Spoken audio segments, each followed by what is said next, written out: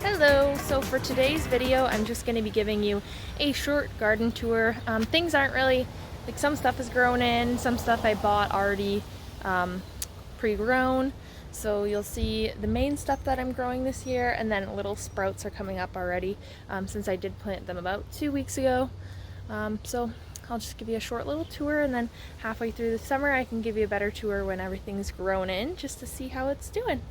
I'm sure I planted things too closely, but you have to learn somehow.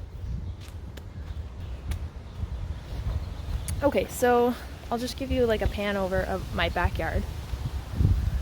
It's just a little tiny backyard, basically where that bed at the back, way back there, where that ends at the back is where the backyard ends for us. And there's a farmer's field behind us, but the neighbors have like a double or triple lot, which I'm super jealous. This is where the chickens stay overnight. We have 3 chickens. It's very messy in there. I thought we were doing renovations on our garage this year so that we would tear this thing down, but COVID is preventing lots of things from happening still. That's really nice. And I don't think that's going to be happening this year. So I actually have to clean the chicken coop, which is going to suck because I was not cleaning the chicken coop anticipating we would be ripping it down. So it's very messy. Anyway, so right here we had a hoop coop where I kept the rabbits. One of our does actually, so she lived with a buck in the hoop coop here, and then it was so big and clunky. The next rabbit tractor I'm making is going to be way smaller, like 2 feet tall instead of 4 feet tall, and then it's going to be 5 by 3 feet instead of 8 by 4 feet. But she actually ended up, so the whole thing was like staying in this area, and she ended up digging a burrow all the way underground to like this area here in the grass. And then I took off the grass just to get access to the babies. And then she has 3 remaining babies. So she was a first-time mom. She didn't do the greatest. Anyway, the hoop coop is now on the other side of our house, like on the side yard. But I will show you the garden. So we just have 3 beds right now on the side of our house, which is south facing, and then we have a couple beds back at the back, but those are kind of just, they get shaded out by the tree, so I don't count on this growing too much. Okay, so to start off with this bed, we have a bunch of tomatoes. I put up stakes in the ground, tree stakes, and then I'm going to put PVC little piping on the top, connector pieces, and then I'm going to put a PVC or a metal rod to go across to trellis the tomatoes. And then I did plant from seed some marigolds, so I see some weeds growing up obviously, but I also see a few little sprouts in some places. I'm not sure how fast the marigold will grow in or if it'll be very successful. I did grow dwarf marigold last year, and that was really super easy. This one is a giant marigold, so we'll see how that does. And moving on to the next bed. So I got a little too ambitious, and I planted all my tomatoes from seed, and then I planted them all out, filled the entire bed as you can see, and then I went shopping with my mother and got 20 more tomatoes. So I kind of just stuck them in this bed randomly. This is a 4 foot by 4 foot bed, and there's butter king lettuce I think it's called, from Baker's Creek. There is Russian red kale, and then Olympia hybrid spinach. And then here was supposed to be herbs, but I just read on the back of the pack that actually it takes like up to days to sprout. So I just planted another tomato that I forgot. One of the varieties I wanted to grow was the Rosella cherry tomato. It's supposed to taste like a black cherry, or it's like a type of black cherry tomato. It's supposed to taste like black crim. So I do have black crim growing with my tomatoes. So I just wanted to plant one of those because I ended up mislabeling a few of my tomato seedlings. So I never ended up planting it out in my bed, which I just realized today. So I planted some seeds. And then I'll only be growing one of those cherry tomatoes. And then in this bed, both of these beds are 8 by 4 feet. I have onions growing in this side, sunflowers in this section here. I think this is celosia, and then like a mystery plant that I mislabeled also. I'm really bad at labeling, guys. I got way better this year, but I still missed some. I think it's celosia though, or Pampas plume celosia, something like that. And then this is all zinnias. There's like 5 rows of zinnias, and then in the front, I think it was oh god, what are those? Cosmos. That's what it is. That's supposed to be in the front. So we'll see how those grow in. The zinnias are growing in great. Those grew for me amazing last year.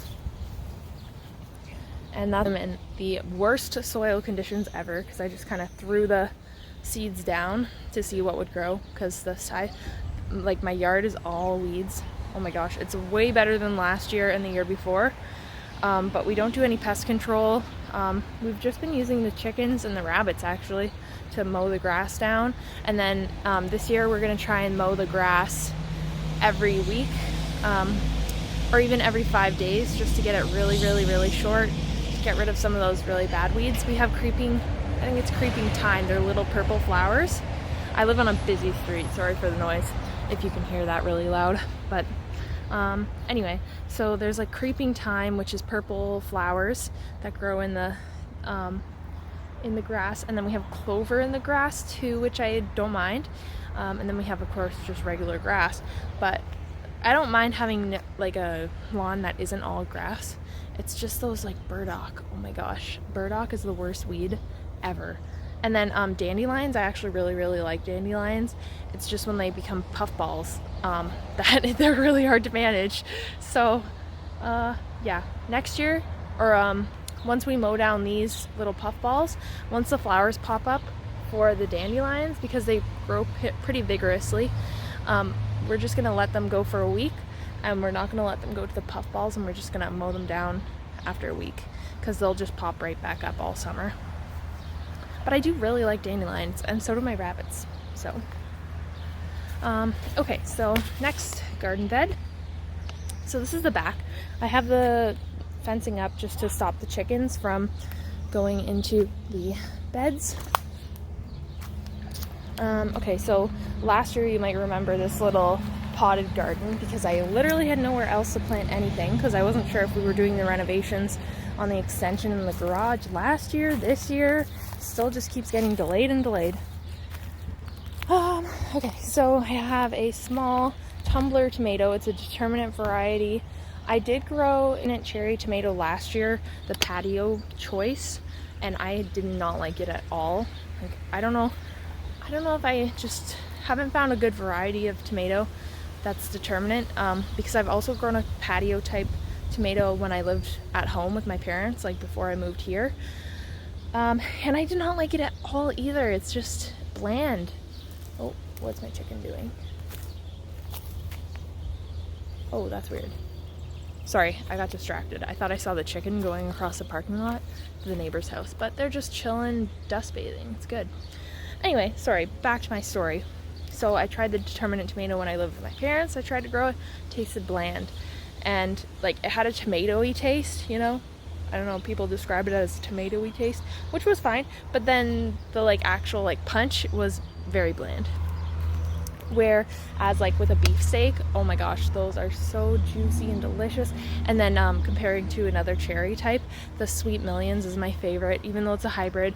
I'm trying different heirloom ones this year. I'm expanding a lot. Like I have the Isis Candy Cherry, I heard is really good. The Rosella, I heard, is really good.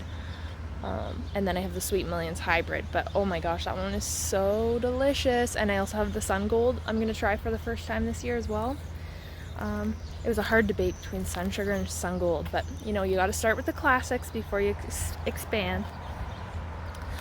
And then, so, like, these potted things are, like, all perennial stuff. Like, there's different mints and rosemary. There's lemon balm. I'm not sure. Okay, so this is mint. That's rosemary. That's some kind of... Actually, I'm not sure what this is. Wait, maybe this is lemon balm. Oh, it is the lemon balm. Okay, so I was not sure where the lemon balm was, because there's also this pot here, which is not really growing anything. I forget what was in here last year. If it was a perennial plant that's just gonna pop up eventually, or if it was just like flower seeds. This one is planted with flower seeds. I think those are marigolds that I put in there, I'm pretty sure. And then I did put seeds of like wildflowers in this bed, and then I planted 3 peppers. There's a sweet pepper, the California Wonder, I think it's a cayenne pepper, and then there's a jalapeno pepper, something like that. 2 hot peppers and 1 sweet pepper, basically. And then this is the bed that gives me the most trouble. I'm not sure why. Maybe it's just the texture of the soil. I know it looks like a lot of weeds right now, but I usually have like, I have a whole bunch of strawberry plants planted all around, and then I have 3 bushes of goji berries, or no, are they goji berries? Not goji berries, sorry. They are these things. These, honeyberries. Oh gosh, what are they called? There's like an actual, I think they're called honeyberries. Anyway, it's supposed to be like a combination of a raspberry and a blueberry, like mixed together. That's what it tastes similar to. They're sour and sweet, but they just don't grow. Like, they always get, I don't know if they're getting eaten down. I don't know if they just don't grow because of bugs. I don't know if it's just the soil texture, but they always die on me, which is so sad, because it would be great to grow those. But if it's just gonna keep dying on me, then I'm gonna replace it with, I have a little dwarf raspberry bush here. I think it's called a sugar pie or something like that. It's a container type raspberry, but the farmer's field actually floods in the spring, so it gets really, really, really wet under these beds, which is fine for growing stuff. Like, my tomatoes grew totally fine where the peppers are right now. Last year, it doesn't really cause that much of an issue, but raspberries love water, so I think that I'm just gonna fill this whole bed with raspberries, and then I have actual ripe raspberry buried over here. This thing, I had the weed whack over here. It's like overgrown, but we're getting a new lawnmower today, so we're gonna be able to chop everything down. We were able to mow the lawn 1 time so far, and then it died on us because the tubing leaked. And then eventually we figured out that the entire tube was just like sliced in half, but like lengthwise, you know? So we couldn't find a replacement tube. It was just a lot of hassle. So we're getting a new lawnmower, newly used lawnmower, from somebody from my boyfriend's work. Okay, so that's pretty much all I'm growing for the garden. Everything around the house is like covered, like as I was talking about earlier, with the weeds around the house. The lawn is covered in weeds, but we keep it pretty maintained, the lawn part. It's just the side beds, garden beds, oh my god, it's awful. Like this side of the house over here, I don't even touch it. It's all tulips and stuff, but oh my gosh, it's just overwhelming. And then over here on this side of the house, I do a little bit more maintenance. Like, I have some coral bells and some hostas and lupin. Oh my gosh, those are so pretty, the lupin. I should show you it, actually. Oh, what are you making weird noises for? Are you good?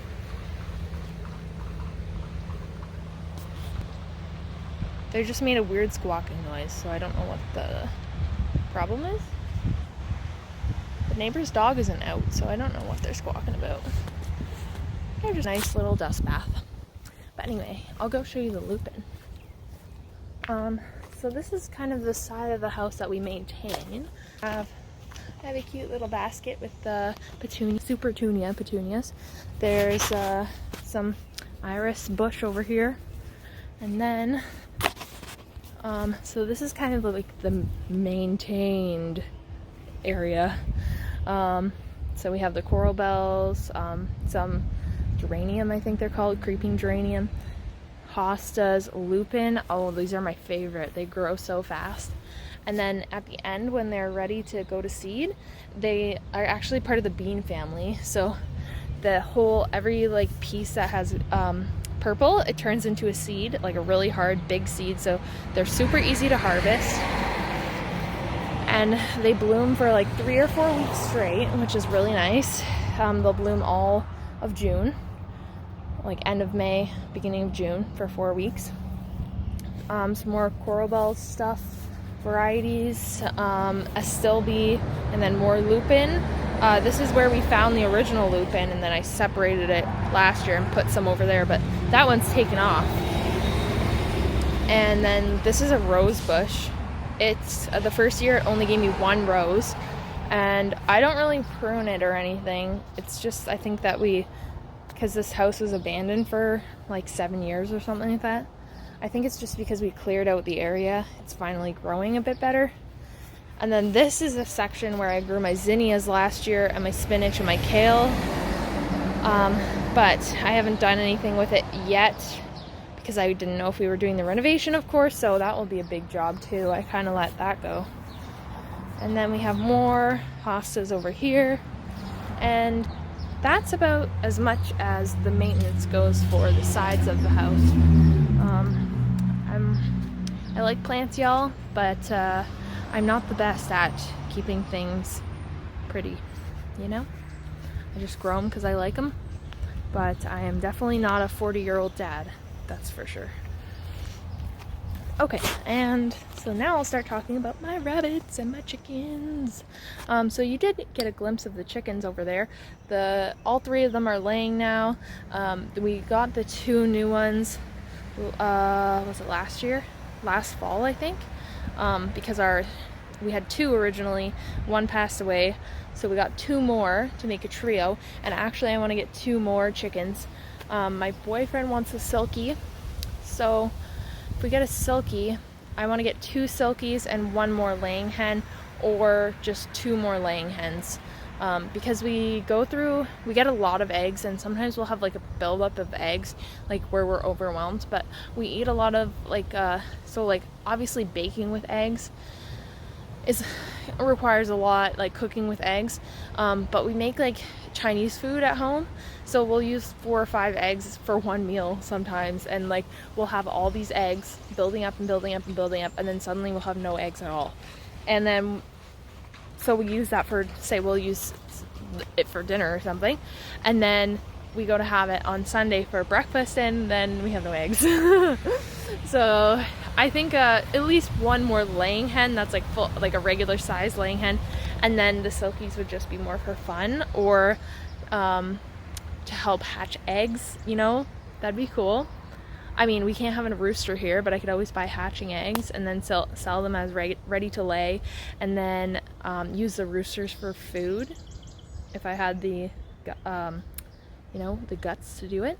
But I feel pretty confident in the whole doing your own food, growing your own food with animals now. Last year I was just getting into meat rabbits and breeding rabbits, and now this year I feel a bit better about it. Our first litter of rabbits, we actually sold them all. So I haven't processed a rabbit yet, but I am very prepared to do so when the time comes. We'll see if all these rabbits get sold. There's only 3 of Lola's. I'll show you. I moved their coop over. Their coop was also over there, like in that dirt patch where the hoop coop was, but I moved it over here into the shade for the summer. And then these are the little babies. There's 3 of them. She did have 11 babies, so she finally gave me babies, the one who I always complain about that never gets pregnant. She did give me babies finally, but she didn't feed them for 1 day, and then they all died within 12 hours of each other. And I did buy goat's milk. I there was 4 left, 3 or 4 left, that I tried to feed with a syringe, and 2 of them were fine to feed. Like, they were suckling from the syringe like a normal, like as if it was a nipple, but the other 2 wouldn't even open their mouths. They were just so weak, so they died first, and then the other 2 died later, like a couple hours later.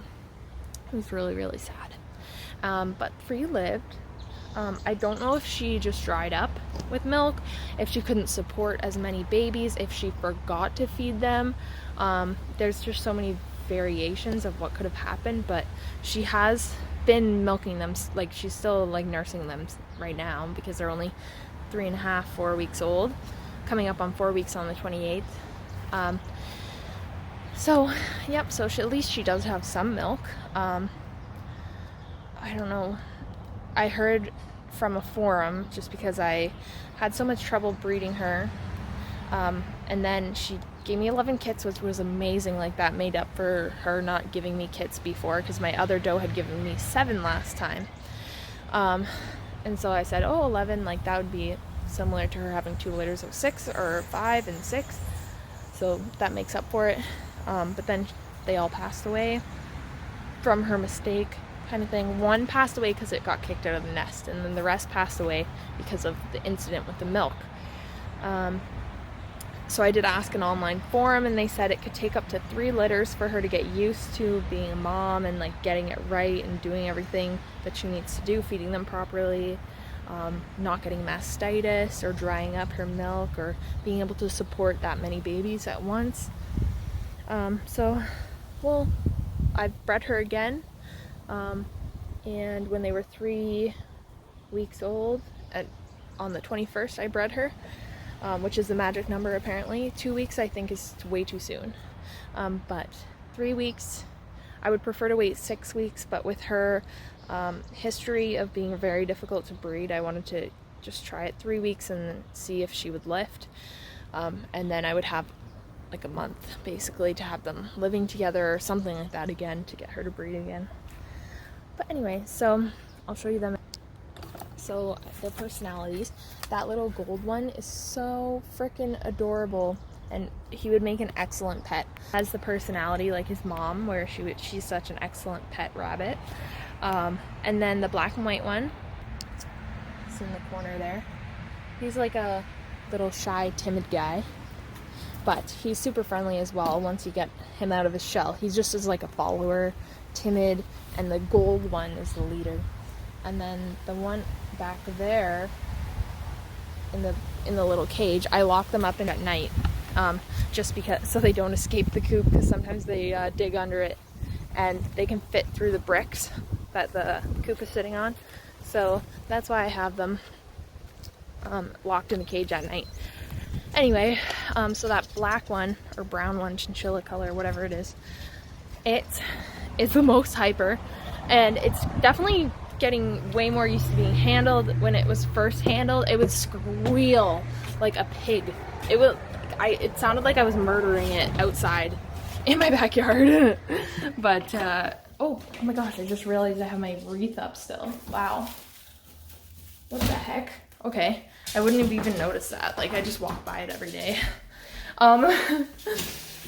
Anyway, it was squealing like a pig, like I was freaking murdering it. And then now though, I've been like handling it extra because the other 2 are very friendly, so I just handle it twice a day, compared to the other ones where I just kind of pick them up once a day for 5 seconds. I'll pick that one up and hold it for 5 minutes, like twice a day. And then he's way better, or she, I don't know. I tried to sex them the other day. I know it's very early, and I think there's 2 boys, which are the speckled ones, and then the chinchilla colored one is of course a girl because it's the crazy one. It's a freaking girl. So I was really, really, really hoping that the gold speckled one was, or gold broken, sorry, to use proper rabbit terminology. I was hoping the gold broken one, hello Leo, was a girl so we could keep it, because my boyfriend really loves it so much, and he was like, oh, we're keeping it, right? And unfortunately I think it's a boy, so that kind of sucks. But we've got another. Oh, I didn't even show you Phoebe's litter. Okay, we've got another litter. They're a little week and a half old. I think they're a week and a half old or 2 weeks old now. They look like they're about to open their eyes. Like tomorrow, if they open their eyes, I wouldn't be surprised. So I don't know how old that is. But they have fur. They're not fluffy yet, but they have the fur. And they still have their eyes closed, but look like they're just about to open. So there is 8 in that litter. Phoebe is a very good mom. She feeds them like a freaking maniac. She'll go like 6 times to feed them and like hover over them to see what they're doing. So she's very great. I always find her down there with them. She's in a wooden hutch, and it's 2 levels. So she actually, she tried to bury them in the ground, but Lola straight up dug like a tunnel, like a 3-foot tunnel with a whole burrow inside. Like she was going au naturel, you know, when she gave birth to those babies. Phoebe just kind of dug like a little divot in the ground and then filled it with fur. So it wasn't really even a hole at all. It's just kind of a little sloop in the ground. But at least that helps keep them cool, because I'm kind of worried about them right now. It's pretty hot out these days. This whole week has been like 28 degrees. But they are really super cool. The rabbit hutch has a screening on the front, and then it's all wooden sides, so it's very shaded and everything. And then since they're actually making contact with the ground, it's very cool. So I'm not worried about them at all. And then I open the screen a little tiny bit to get some airflow, but I keep the rest of it closed so that they remain in the same temperature all the time. But yeah, so that's my garden tour. That's an update on my rabbits. I'm very excited because I was so frustrated last year and through the winter and everything that I am finally like getting lots of babies now. Everybody's breeding. It's springtime, you know, that spring fever's in the air. So hopefully we can get one more litter out of Lola, possibly one more litter out of Phoebe. I'm not sure if I can breed her again before the really hot weather comes, but it's more July I'm worried about. June is it can be like between 20 and 25 degrees, sometimes hotter, like 28 degrees like this week. But July is killer, August is killer, and then I would probably be breeding them again at the end of August so that they can give birth into September and then give birth again into October, or like early November. So then we don't really get snow. We get cold weather in December, like November, December, but it doesn't start to snow really until December. So November even like would be fine to keep them out on the grass. The grass would be dying back by then, but they can still be out in the tractors, no problem. I am going to hopefully design a new tractor coming up. It's like to get the supplies is so difficult because nothing's open. Like Canadian or what's it called? Home Depot is open, but you have to order most of the stuff online because they're all sold out of everything. And then, oh my gosh, finding 1/2 inch by 1 inch wiring, like cloth, whatever it's called, welded wire. Oh, so difficult. So it's just, I got a lot to. Why am I so tired? I work night shift. Sorry. Being up in the day is like, I usually wake up by 3 or 4 o'clock, but I've been awake all day, so, because it's my day off. Anyway, finding the supplies is just difficult, and then I don't even have a problem, like, paying for the wood. Like, I know wood is crazy expensive right now, but, like, it's barely, it's like, I think it's 5 pieces of wood or 7 pieces with a roof, so I don't have a problem really paying for the wood. It's just finding the wire that's the correct size so that the babies don't get out. Like the wire that I have right now is 2 inch by 2 inch, which is what I have the chickens in and what I have the adult rabbits in. But the babies squeeze through that like no problem. So I think even like 1 inch by 1 inch, I'm like, would they squeeze through that? I don't know. Is that too big? I have no idea. People say that they use 1 inch by 1 inch for their cages with no problem. but 1/2 inch by 1 inch would be best. Some people use 1 by 2 inch, I think, as well for their size. I'm not sure. I'm gonna have to like look into that more. All I know is that the flooring for a cage needs to be 1/2 inch by 1 inch. So if I'm getting like if I'm making new cages for the actual rabbits to be in for winter, I would want to get the 1/2 inch by 1 inch just so I have it on hand. But if I'm just making a tractor, I'm not going to put bottom wire on it because I don't think that's, unless it's just like perimeter 6 inches or something like that, that's when I would put wire. But I like them having open grass. They don't try and dig out. They're really good for that, not digging out. Even the buck, I was surprised. He hasn't tried to dig out. It's mostly just Lola that tries to dig, but she only dug really like significantly when she was nesting, which I let her do. So it's all just, debatable stuff, but I'm hoping to do a 5 foot by 3 foot by 2 foot high tractor with little handles on the ends, and then just a corrugated Oderna roof, basically. It's really hard to find metal roofing as well here. Like, for some reason, it's all PVC from Home Depot and everything, but just to find a tin roof is like, where the hell do you buy that? So, it's just annoying. Anyway, I built the chicken coop that the rabbits are currently in, Lola with her babies. That is great. So I think I'm just going to go with the Oderna roof again. All these things are just so debatable that we'll see what happens, what I build. Who knows, I might do another hoop coop that's just smaller and not 4 feet. It'll just be 2 feet. So, yep, that's it, folks. Thanks for watching my video. Bye.